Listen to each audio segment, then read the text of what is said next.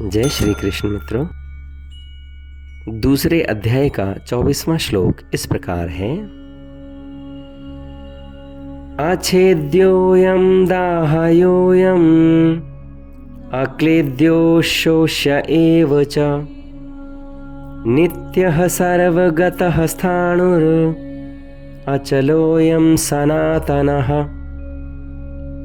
एक बार फिर से सुनेंगे।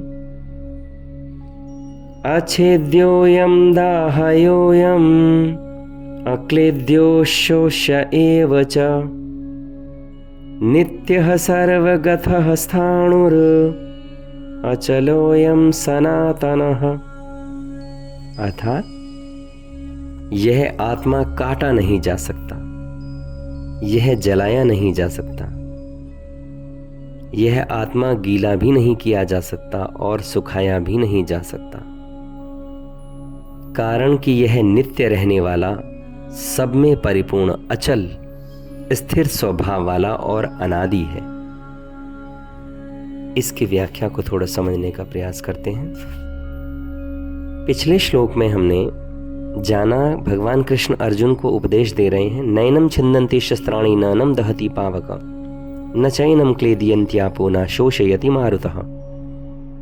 उसी को आगे और ज्यादा व्याख्यायित कर रहे हैं। पहले तो ये समझना जरूरी है कि यहाँ पर जब भगवान कृष्ण अर्जुन से कह रहे हैं कि ये आत्मा ना तो इसे काटा जा सकता है, ना इसे जलाया जा सकता है, ना इसे गीला किया जा सकता है, ना इसे सुखाया जा सकता है, ये सभी विशेषण हैं आत्मा के। यहाँ कहा गया है अच्छेद्योऽयं, शस्त्र इस आत्मा का छेदन नहीं कर सकते। इसका मतलब ये नहीं हुआ कि शस्त्रों का अभाव है या शस्त्र चलाने वाला अयोग्य है। यहाँ यह कहा गया है कि ये अछेद्य है, यानी आत्मा में छेदन रूपी क्रिया हो ही नहीं सकती। एलिजिबिलिटी नहीं है यहाँ पर कि भाई उसे छेदा जा सके। शस्त्र के सिवाय मंत्र, शाप आदि से भी इस आत्मा का छेदन नहीं किया जा सकता। अदाह्योऽयं, यह आत्मा अदाह्य है क्योंकि इसमें जलने की योग्यता ही नहीं है।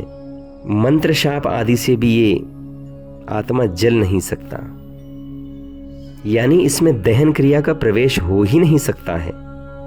अक्लेद्य, यह आत्मा गीला होने योग्य नहीं है, अर्थात इसमें गीले होने की योग्यता ही नहीं है। जल से, मंत्र, शाप, औषधि आदि से भी इसे गीला नहीं किया जा सकता, यानी इसमें किसी भी तरह से इस आत्मा को गीला नहीं किया जा सकता। यह आत्मा अशोष्य है।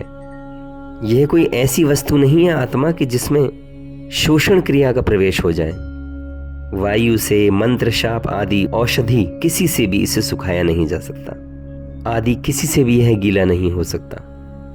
यहाँ पर अर्जुन नाश की संभावना को लेकर शोक कर रहे हैं कि सब मिट जाएगा, ये सब लोग मर जाएंगे, नाश हो जाएगा। इसलिए भगवान ने यहाँ पर आत्मा को अछेद्य, अदाह्य, अक्लेद्य और अशोष्य कहकर जोर डाल करके यह बात कही है कि इस आत्मा कभी नाश नहीं हो सकता। यह आत्मा नित्य, निरंतर रहने वाला है। यह किसी काल में नहीं था और किसी काल में नहीं रहेगा, ऐसी भी बात नहीं है।